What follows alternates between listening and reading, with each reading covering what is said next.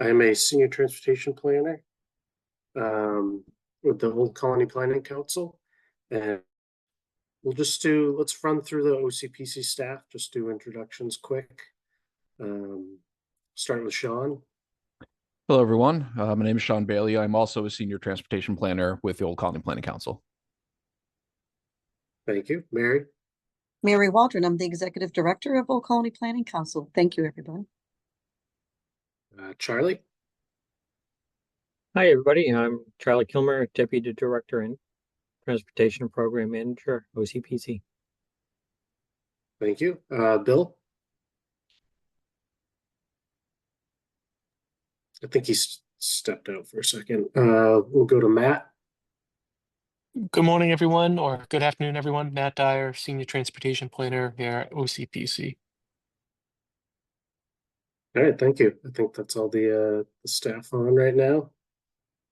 And we'll go over the agenda. First, we have a guest speaker, Valerie from Kingston. She's the Kingston Town Planner, and she's going to be talking about the Kingston Transportation Safety Plan.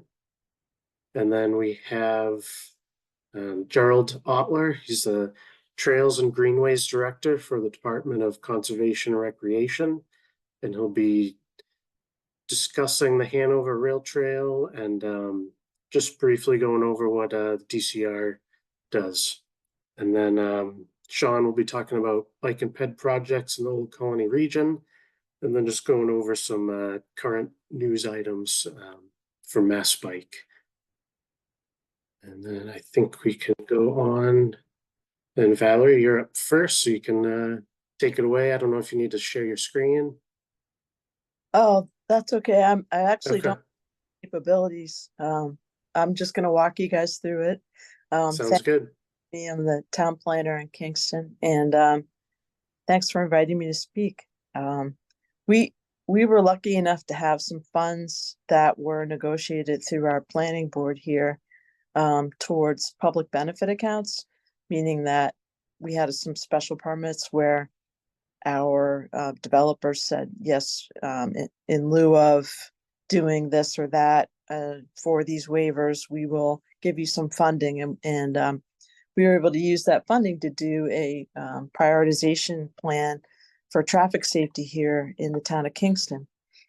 And one of the things we did was work with our engineer who does a lot of our roads planning in town, Environmental Partners. And we said to them, we're basically looking for something that turns out to look an awful lot like the federal Safe Streets for All traffic assessment, except we did it on a slightly smaller scale if somebody's looking for the parameters that we used.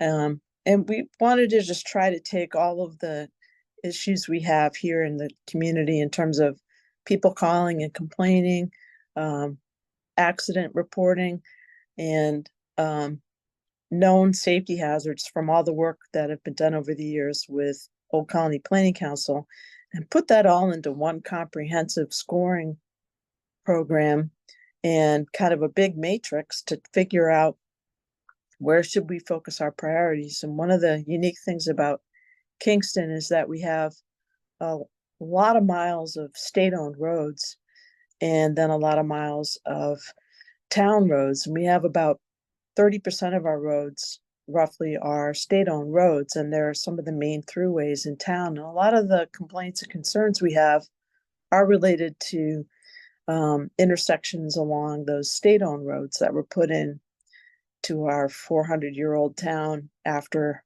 the local roads have been established. And some of those intersections are a little funky. So what we did is, working with Environmental Partners, we took all the information we have from accident reporting, from concerns about safety that we'd received from residents, and anything we knew about planned changes that were coming up. And we included climate change in our scoring matrix to really try to allocate where these things are important to our town. And we included our most current open space and recreation plan in terms of pedestrian and trail planning and bike access. And then we tried to say, based on knowing all this information and based on where it's located, how are we going to figure out what our top 10 priorities are, both state and local, so that we can talk with the state about their roads, but also look locally at what we can do here. And we literally generated existing conditions maps of the town that said, where are the local roads? Where are the state roads? Where are the existing sidewalks? Where would we like to have sidewalks? Where are the existing trails and bike access? Where we like to have those. And we also mapped out areas that we knew are places that we'd want to connect, like commercial areas and the train station and the school, things like that, in terms of walkability. And what environmental partners did is they created a heat map of crashes, which was really interesting. And it shows like the higher density of the crashes are mostly at these intersections I was describing, along local roads intersecting with state roads.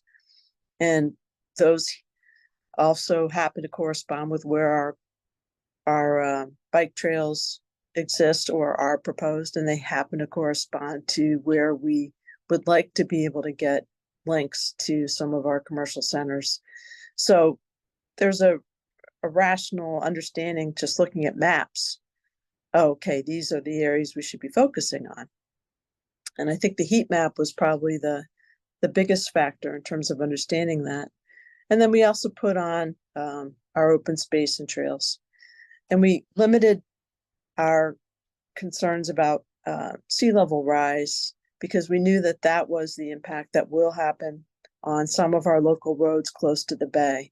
When I worked in Duxbury, for example, there were probably about 15 locations that we know will be impacted within 30 years by sea level rise. Here in Kingston, there's many fewer than that because the bay is such a limited part of the town. But it's still important, and it also is near the train tracks and state-controlled roads, including Route 3A. And then we split it up between pedestrians, bicyclists, and motorists. And we assigned actually a scoring criteria where we said we'd give 20% of the score to safety benefits, 15% of the score to increasing access to points of interest, 15% to eliminating gaps in existing networks, 15% in is it feasible to actually build. And then we broke down project cost as well. Is it something feasibly we could afford to do? Does it line up with other plans? And we gave a lower score to climate change because overall, it's not a large factor in our community of 5%. And if it had a benefit to several of these different issues, we'd given an additional 5% score. And we broke those down further, and I'll just give you one example. Safety benefits, we broke down ADA accessibility and gave that 1 point. Does it improve traffic calming? We gave that 2 points. Does it address hazardous intersections identified by the public? We gave that 3 points. Is there a high crash rate? We gave that a high 4 points. And then that gave us a total of 10 for that particular factor. So by doing that in each of those categories, we were able to say, okay, here's our matrix. And we said, is it a state road or is it a local road? And we literally mapped out the scores for every one of the projects that we had identified. And it was interesting to come up with the things that we thought were important rose right to the top of the list. And we were able to map out, okay, these are the top 10 projects where we want to put a sidewalk. These are the top 10 places where we think we need a shared use path. These are the top 10 places where we think we need to do intersection improvements. And we took these maps and we presented them to our select board as our road commissioners and said, given all of these factors and all of this scoring, we recommended these top 10 ideas, 5 of them being from the state and 5 of them being from the town for this presentation, where we just gave an overview and said, here's the state-owned projects that we think need to get done, and we think they're feasible. We think that they address the most possible public benefit given all those criteria I just identified. And the selectmen were really receptive, and they approved the whole plan, which is really just a series of slides on a map, with the heat map being the most important part of, and that heat map again is of where there's the most accidents. So we pulled that together, and we have a working list of 5 intersections that are the top priorities. One of them is by the school, where we're working with our consultant to try to figure out how to approach a roundabout as a solution to speeding through the intersection and adopting a school zone. A couple of our intersections in town have really poor configurations in terms of visibility and turning radius, and trying to work on those. And Main Street, where we have walkability and a historic district, and it's a major gateway through our community that a lot of people travel in their commutes. So we're actually seeing this as a great way to help our selectmen focus on what we think would have the most bang for the buck. And without this, we were really only reacting to phone calls that were coming in. So it was a reasonably cost-effective project. It is available to view. I see that question. We have it up on our website, and I'll drop a link over to the group so that they can share it in the minutes. And what we've done is you can see in that PowerPoint presentation the progression of how we mapped all this out and how we did all the scores in much more detail. And we're using that now to, since it was accepted, to then look at those top 5 things, and we're paying some additional funds to the consultant to then develop some first cost breakdowns and first sketch breakdowns of what we could do. And then we're going to use that information to apply for grants. So overall, for us, it costs us between $50,000 and $60,000 to do that work, which is relatively expensive in terms of we're still looking at a little bit more for those plans to be developed. But overall, we think it was a super good investment in terms of prioritization. And we're going to have this asset to talk with our MassDOT representatives, our local delegation, and also ourselves in terms of what projects we want to focus on, whether we can do across a range of things, culvert improvements, ADA accessibility improvements, wherever we can combine one asset with another in terms of a grant application. We're going to be able to do that because we have these working plans that allow us to apply for those grants. So we're excited about that. And we think it was a really worthwhile effort. And we're also excited to find out that Old Colony Planning Council is doing that Safe Streets for All program for everyone in Old Colony Planning Council, so that we'll all be eligible with plans similar to this, maybe not in as much detail as Kingston was able to do, but that will help all of us move forward in terms of getting funding for possible federal grants that we can do to improve walkability and safety on our roads here in the greater Brockton area. Does anybody have any questions?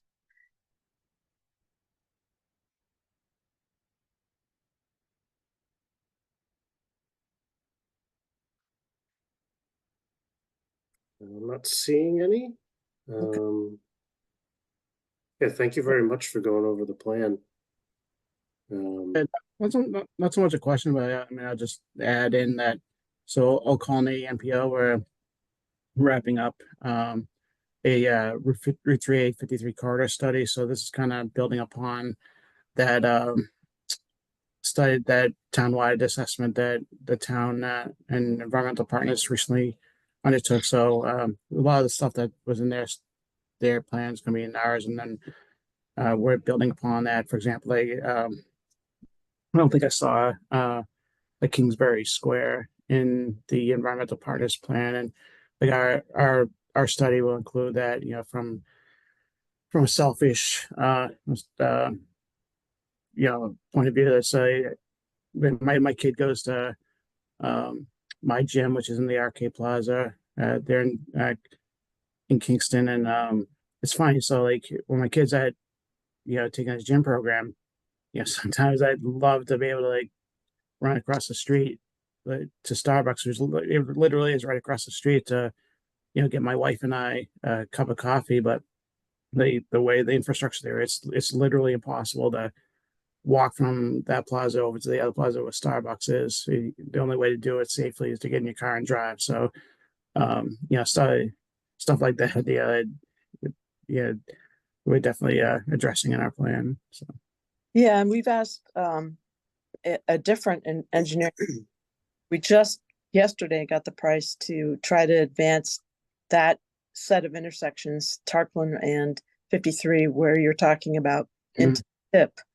And we're hoping that we can get them started on that, because that's going to be vastly more complicated than some of the other ones. Okay.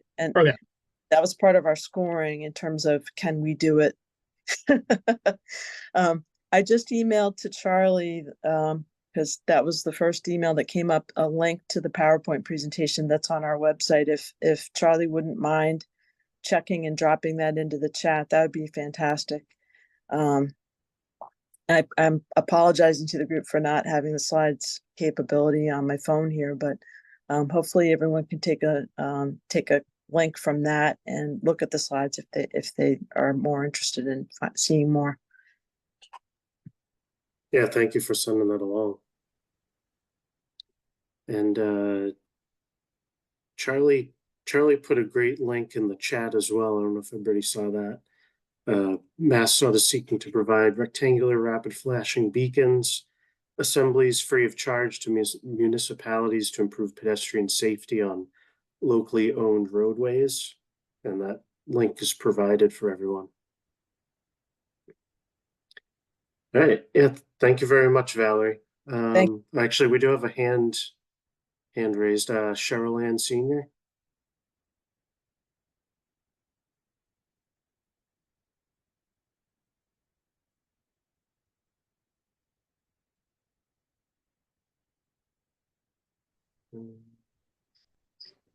I could ask a question if she's not available. Yeah, go ahead. Rick Jordan, town planner. I see the Claire Saltonstall bikeway goes through Kingston. Has that come up in your work in Kingston? I am unaware of that. It may be part of what the open space and recreation plan maps as the bike trail. We have what's it called? The larger Bay Circuit Trail does come through town, and we included that. But I haven't seen a lot of support for the Claire Saltonstall bike path, both in my years in Plymouth and in my years here in Kingston. I didn't even realize it passed through here. So we'll have to take a look at that. I wonder if the Bay Circuit is co-located with Claire Saltonstall. I wouldn't be surprised. But then again, the Claire Saltonstall continues south. So I'll have to take a look at that and figure out how that sorts out. It does go through Avon for a bit. I see in Kingston, they mentioned Route 80, Plimpton Street. Okay. So that's where we have the bike path located on our plan. So that must be that we just aren't naming it the Claire Salton while it's in our community. Did any bike items come up in your top 10s? Not specifically, but we do have the potential for a shared use path that is part of that. So it's not bike specific, but it's bike and pedestrian specific, where we're looking to connect the school with a trail that's next with a large conservation park behind the school fields. And we're hoping that this would become more of a walkable shortcut from a large group of homes on Grove Street, which is further away from the school, where there's no sidewalks to get to the school. People could walk through the conservation area to the or bike and then get to the school. We're looking at a school zone that would allow for them to cross and get into the school property that way. So we're hoping to kind of, rather than invest 100% in street architecture, look a little bit towards existing trails in conservation lands where they can be used to keep costs down but still improve access.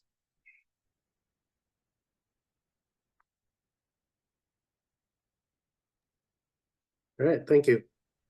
Thank you again. And I saw Cheryl Ann Senior put her hand down. I know it was up. If you do have a questions, let me know, or you can put it in the chat. And then Alexis just said in the chat, FYI, AMC has a new Bay Circuit Trail coordinator, Amber Stearns, with her contact info.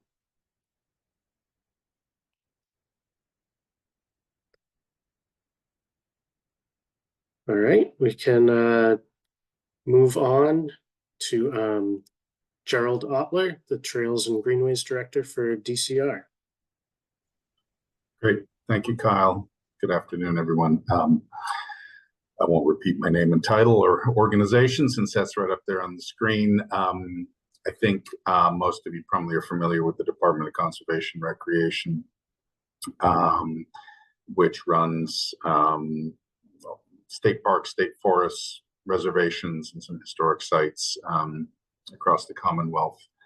The Trails and Greenways section is part of the larger design and engineering division that delivers capital projects. DCR does a whole bunch of things: dam safety, watershed protection, running campgrounds, etc.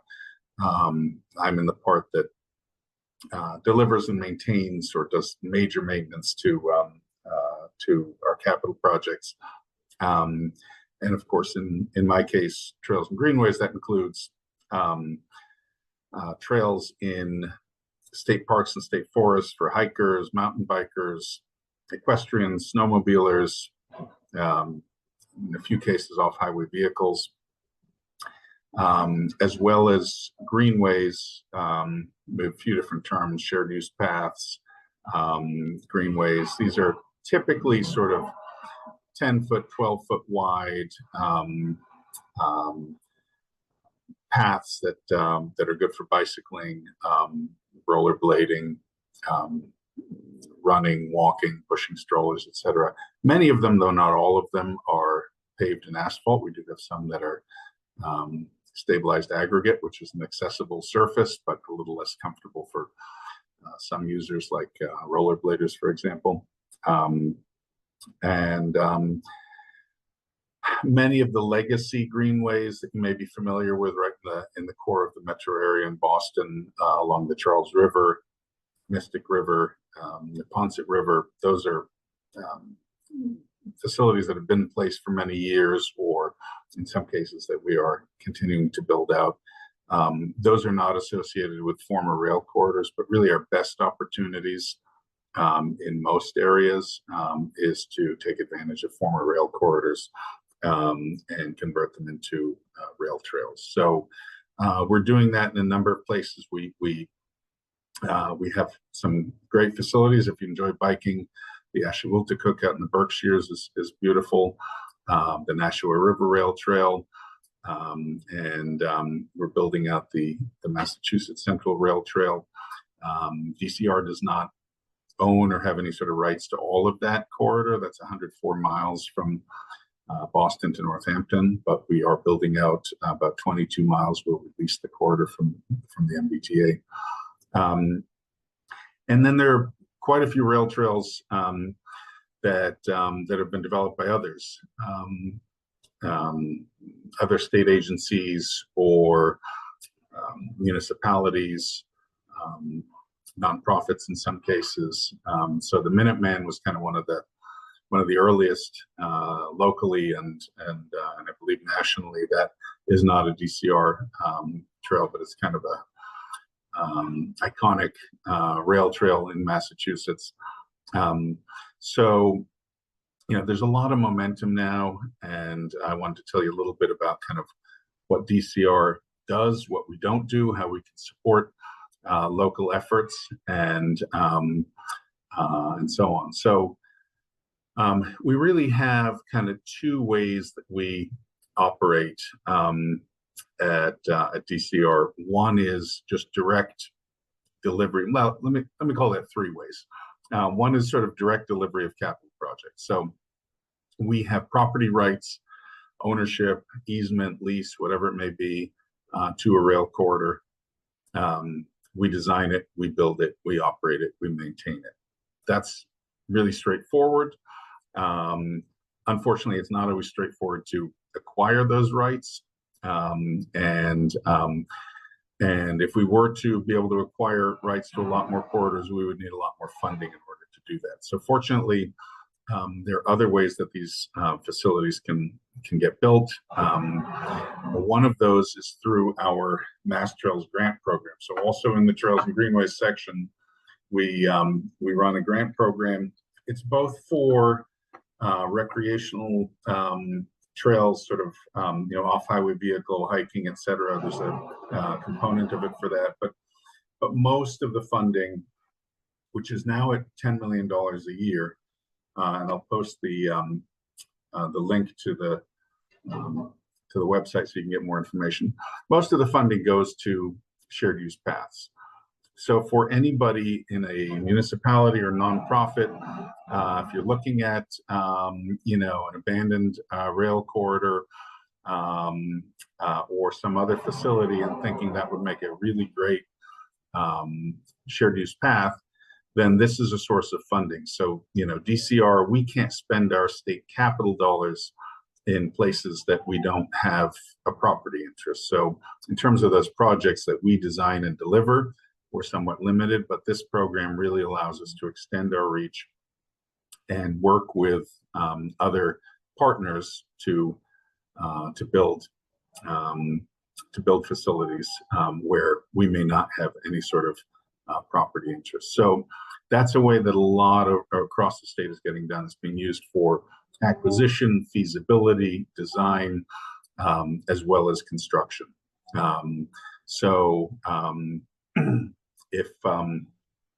If you know any potential projects, feel free to reach out to Amanda, who's the director of that section. She can help you. They provide not only a lot of information and guidance related to the grant process itself, but they can also help provide technical assistance. We realize that a lot of municipalities and nonprofits may not have done anything like this before, and there's a learning curve, of course, and we can help with that. So that's a great program to know about.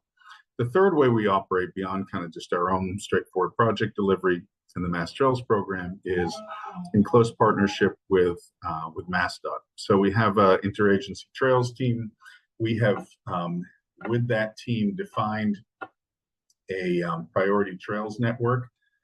I'll also post the link to that here. I did see that Route 28 running through your region is on that priority network map. I'm less familiar with the goals of that because it's not a DCR facility. It's not a shared use path. I can get more information. You probably have some background on that. But this map is kind of our attempt to say, all right, there's a universe of possibilities out there.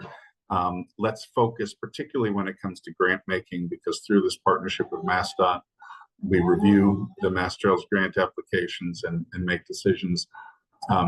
Let's have an idea of what our priorities are when we're looking at different grants. So we have a number of criteria. one of which is this grant funding a segment of this priority network.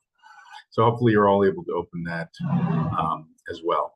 And that shows, you know, trails that in many cases, perhaps in most cases, will not be built by DCR. Through that partnership with MassDOT, we not only kind of share high-level coordination like this and planning, but we often collaborate on projects.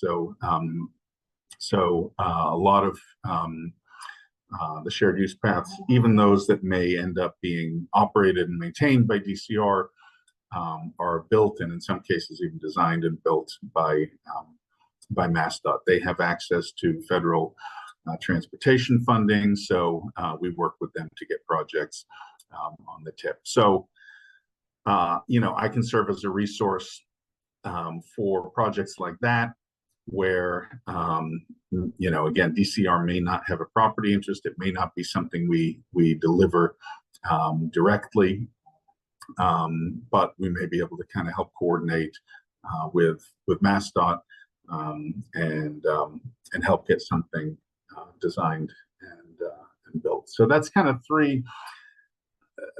the three basic ways in which we approach getting these facilities built. If you drill down more, you know, honestly, almost every trail happens in a slightly different way. And I can just give you kind of a few examples, including one that's local to you. Portions of the Mass Rail Trail in Waltham, Weston, Wayland, Sudbury, Hudson that we're slowly building out. That's the portion of the corridor that we lease from the MBTA. Much of that has been done in partnership with Eversource. They were building transmission lines. So through Sudbury and Hudson, they built an underground transmission line, kind of cleared everything, prepared for us, and we're going to be able to go in next spring. Still about an $8 million project just to go in and pave the 8 miles or so, put in benches, doing plantings, and so on. So not trivial, but much less than if we had simply started with a abandoned rail corridor. So that was a partnership with Eversource in the city of Waltham. The city actually built most of the 2.5 miles of trail. We will be operating it and maintaining it, but they put up the money to do that, which is great. It would have taken us a lot longer to come up with the 10 million or so. We're going to be rehabilitating the Linden Street Bridge in Waltham that kind of connects the two parts of that trail. So that's a partnership with the municipality. And, you know, and then in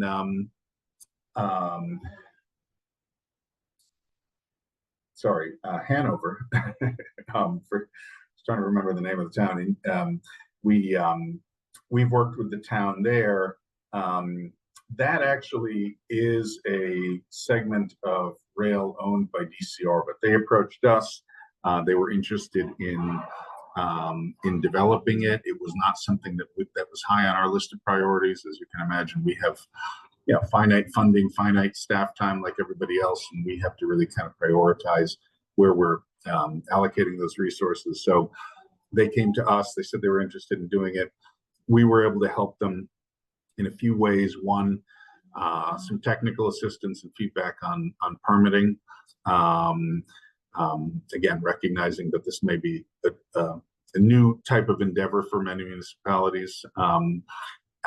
We were able to help with Mass Trails grants, and there's a crossing that is not really that safe for trail users, and we were able to work with our partners at MassDOT. It was a state road, and they're working on a redesign of that intersection and a much safer crossing. So in all those ways, you know, yes, it was our property, but that's almost beside the point in this case, because we would have been able to do all of those things to assist the municipality, even if it had not been DCR property. That is technical assistance, Mass Trails grant, and kind of helping them to tee up a project with the right people at MassDOT on a state-owned road. So I'll stop there. Hopefully that gives you overview of kind of how we operate. And, I'm happy to serve as a resource if any of you or anybody in the municipalities that you work with sees an opportunity, has any questions, and so on. We're here to help, and we can help in all the ways that I mentioned. Thank you very much. That was great. Does anybody have any questions for Gerald?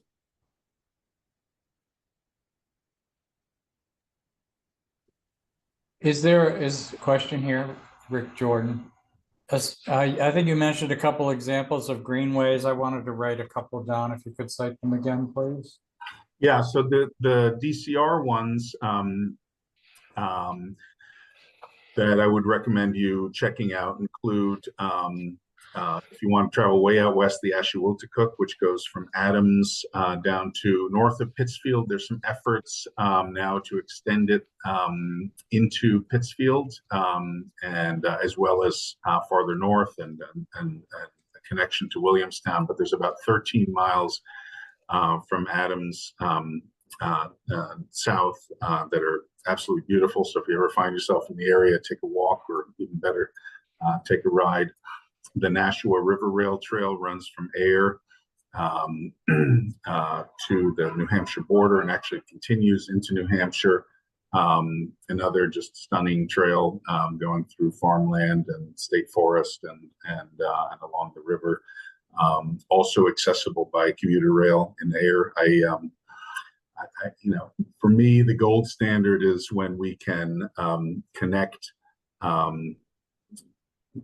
transportation, commuter rail in most cases, but other forms also, town centers, hiking paths like those in the state forest, and some of these rail trails go through state forests. That means you can get there if you don't have a car, or going the other way. Commuters may be able to get to the commuter rail station. So getting people to recreational resources, getting people from where they live, and then as an economic development tool, also bringing people into town centers where they stop and they have lunch, they have a cup of coffee, and so on and so forth. So we have some other opportunities to do that kind of thing, but Nashua River Rail Trail is one of them. You can ride the sections through Weston and Wayland of the completed Mass Central Rail Trail, or in Waltham. And we're getting close to the time when most of that 22 miles from Berlin to Waltham will be complete. And then non-DCR trails, I would recommend you can check out the Northern Strand that goes from Malden up north. The Cape Cod Rail Trail is DCR. Many of you may have been on sections of that on the Cape. And the Minuteman, of course. And then things that are just coming online now. We are completing a project in Blackstone, right on the Rhode Island border. It's only a half mile of trail. It's the most expensive half mile of trail we've ever built, because it crosses two really spectacular rail viaducts that were kind of crumbling eyesores in the middle of Blackstone. And so it's really a historic rail viaduct restoration project with a little bit of trail on top. But it's taking those eyesores and rehabilitating them, which in and of itself is great. And that section of trail then connects to another 3 miles or so of the Blackstone River Greenway that we completed 5 years ago. And it also connects into Rhode Island. And then there are other potential connections, like to the Southern New England Trunk Line Trail, and eventually into the town of Franklin, which kind of is that gold standard I was talking about, commuter rail connection, small urban center. And we're working on securing the right of way there. So yeah, I would encourage you, if you are in that area, check out that project in Blackstone, as well as the completed section of trail in Blackstone and Uxbridge, which is really beautiful. So those are a few recommendations. Also, you mentioned sometimes you're able to avoid using pavement. You mentioned some kind of aggregate material. Can you say a little more on that? Yeah, it's the general term is stabilized aggregate. There's a specific product that we have found works quite well, which is called organic lock. So a place you can see that is near the Blackstone River Greenway. Blackstone River Greenway is paved in asphalt, but if you go to the Southern New England Trunkline Trail in Bellingham and Franklin, you'll see an example of stabilized aggregate. So it's it's pretty smooth. It meets accessibility standards. You can ride any sort of bike on it. If you have really skinny tires, you might be a little dissatisfied, but I have ridden other types of bikes many times on that surface, and it's very comfortable. You can take a wheelchair on it, etc. I think really the only kind of user that it's not good for, as I mentioned, is probably rollerbladers, but we don't see that many of them. So, it does sometimes present some additional maintenance challenges, particularly if if there are erosion issues. So that's partly a question of it being built properly. But sometimes there are just things that happen, and there's a source of water running across the trail that wasn't initially there, and asphalt also requires maintenance, but tends to have a longer lifespan. We have this debate sometimes. There are people who feel that in certain settings, asphalt may be out of character with the more natural surroundings. One can agree or disagree with that, but that's, I think, the most typical reason for going with the stabilized aggregate. Thank you. Yeah. All right. Anybody else? Yeah, quick question, Kyle. Thanks so much for all this information, Carolyn. One question is how do like local folks encourage their municipalities to like connect on the mass trails piece, or like because a lot of people are excited about this and they want to see it in their own municipalities, but sometimes there's like not enough capacity maybe in certain municipalities. How do you recommend those local champions who want this to connect to their local folks?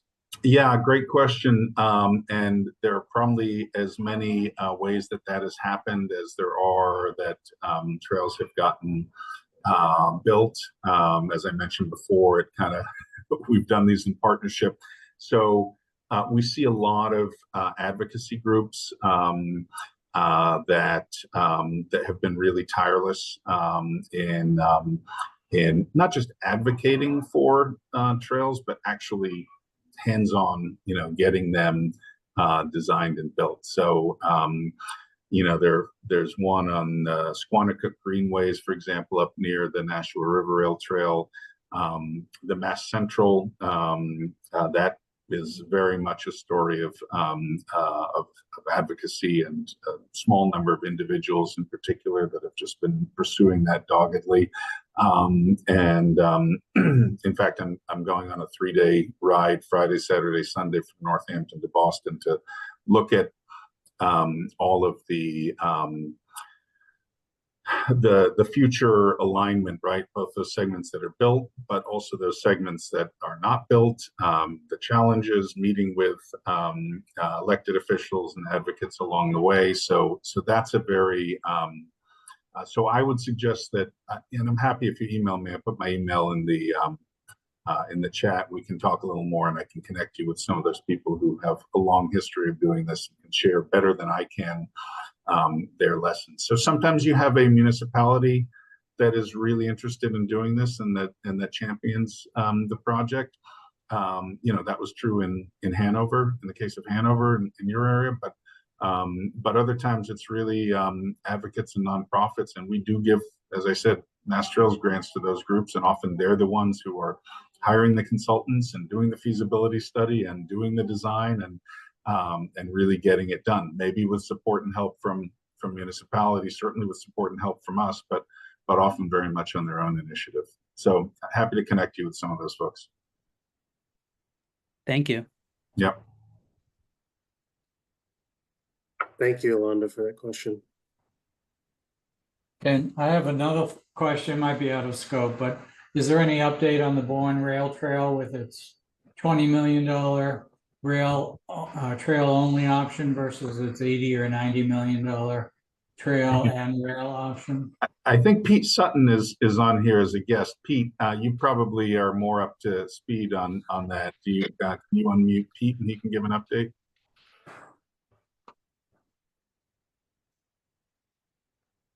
Yeah. Hey, Gerald. Hi, Pete. As far as I know, phase one, which is the section closest to the canal, is still funded for construction, and that's still supposed to be advertised, I believe, next year. The other three sections are a bit more problematic, and they're still working through them. So that's the latest update I have on that. Thank you. Thank you, Pete. All right, so for the sake of time, I think we're going to move ahead. Thank you again, Gerald. That was great. Thank you all. Look forward to being in touch. So we're going to move forward to a couple project updates. This will be Sean Bailey going over these. Yes, thank you, Kyle. The first project is in the town of Easton. It's project number 612617. Reconstruction and related work on routes 138 and 123 from Belmont Street to Depot Street. It consists of corridor improvements, including upgrades for 3 traffic signals at the intersections of Washington at Belmont, Washington at Central, and Washington at Depot. It will also provide improved bicycle and pedestrian accommodations, as well as drainage and pavement markings in various configurations, including a road diet, will be evaluated for its feasibility. And then the other project is in the town of Stoughton, number 613287, bicycle and pedestrian improvements on Route 127, Park Street, which for anybody who may not know the town of Stoughton, it's to the southeast of downtown Stoughton, going towards the city of Brockton.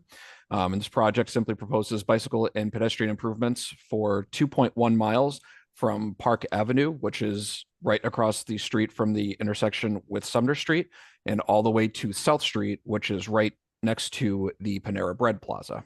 I don't see Barbara LaChance on this meeting, but if there's anybody else that was sent from MassDOT, I believe Cheryl Ann Senior, if you have any updates.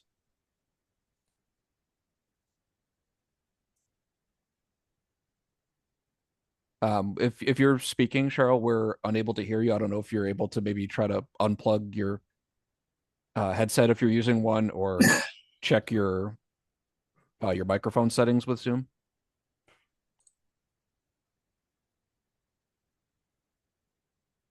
Yeah, she just might be having technical difficulties because she is unmuted. Yeah.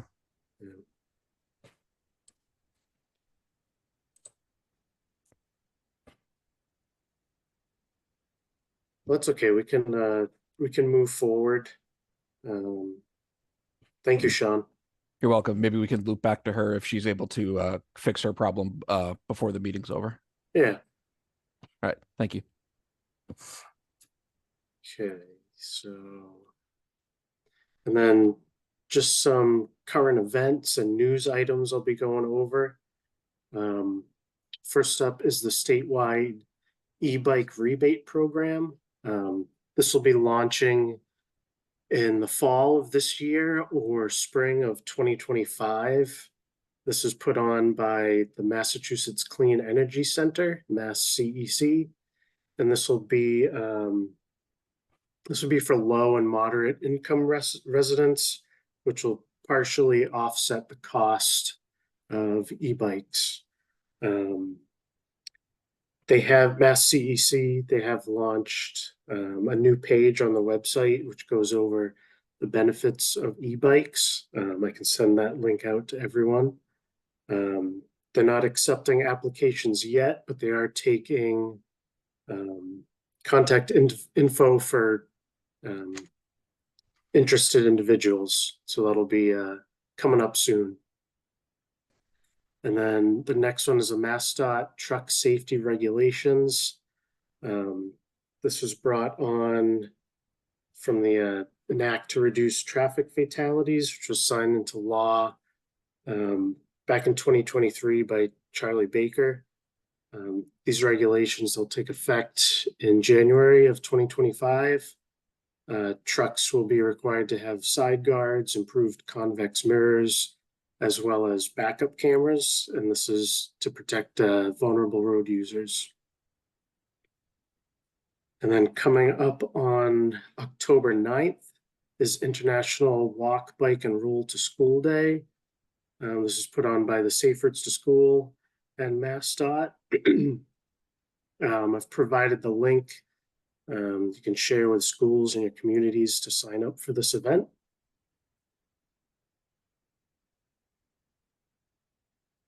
And I saw Pete Sutton. He provided two conferences that are upcoming for everyone to, if they're interested, to attend. It's the MassDOT Moving Together Conference, and then the Mass Trails Biannual Conference. And he also provided info on the Bourne Rail Trail Phase 1. Yeah, that's right, Kyle. Just want to give a plug for the two upcoming conferences, especially the Moving Together Conference is happening Wednesday, October 23rd at the Sheraton Boston, same venue as last year. I know that a lot of you on this call went to it. It was great to see you in person, and it'll be great to see as many of you as possible in person again. If you have not registered yet, I would suggest doing so. We're capping it at 1,500 attendees. It's in person only this year, no virtual format, and we're already at, I believe, 1,100 people registered, so it's filling up fast. So if you haven't done so, you should do so already. And if that weren't enough, 3 days later at the DCU Center in Worcester, Gerald and I will be taking part in the Mass Trails Conference that we both belong to. That's happening that Saturday, the 26th. And you can also register for that as well. That is strictly just related to trails, whereas the Moving Together Conference is more multimodal. But both conferences are great, and looking forward to going to both and taking part in both and seeing as many of you in person as possible. So thanks. Thank you, Pete. So we did get an update from Cheryl in the chat. The Easton project, 612-617, MassDOT is soliciting feedback from municipality on a preferred 10% design concept. And then the Snow 13287, survey work and wetland flagging has started and will continue through November. Thank you, Cheryl, for that. And then if nobody has anything else, I think that's it. We do have an attendee with their hand raised. Oh, okay. Jed, you're allowed to speak. You can unmute yourself. Hi, can you hear me? Yes. All right. I don't know if you need to see me or not.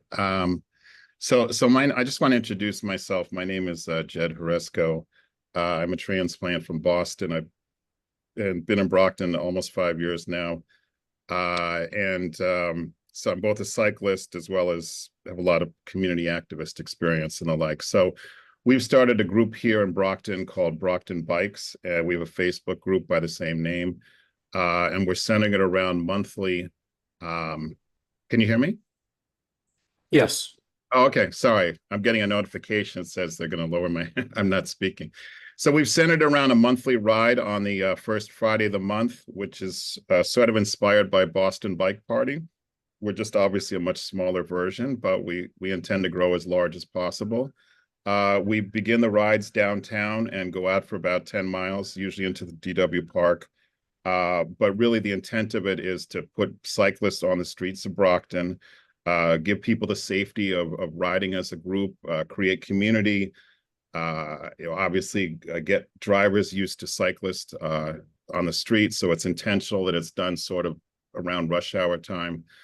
Yolando's ridden with us a couple times. And so we're certainly looking for support and also looking to be advocates for, better bike infrastructure here in Brockton.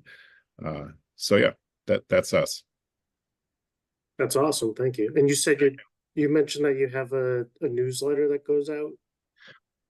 So I have a mailing list, and we have a text group also where we make decisions amongst ourselves. But we have a group on Facebook. If you just look for Brockton Bikes, you'll find it there. And so we have a ride on the first Friday of October, and we're also doing a special ride leaving from Brockton Beer Friday the 27th at 5 p.m. Okay. Yeah. Yeah, this is definitely something we can promote those events on our. We have an OCPC newsletter that goes out. Okay. So that's something we can definitely help you promote. Yeah, and I'm a condo trustee downtown, so I work with Mary on downtown issues. Oh, okay. Yeah. Awesome. Thank you very much. Thank you.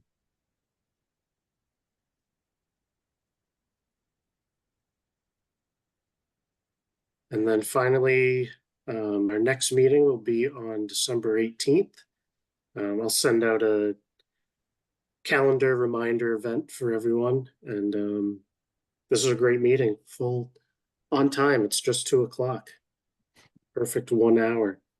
So thank you everybody for attending, and we'll see everyone in December.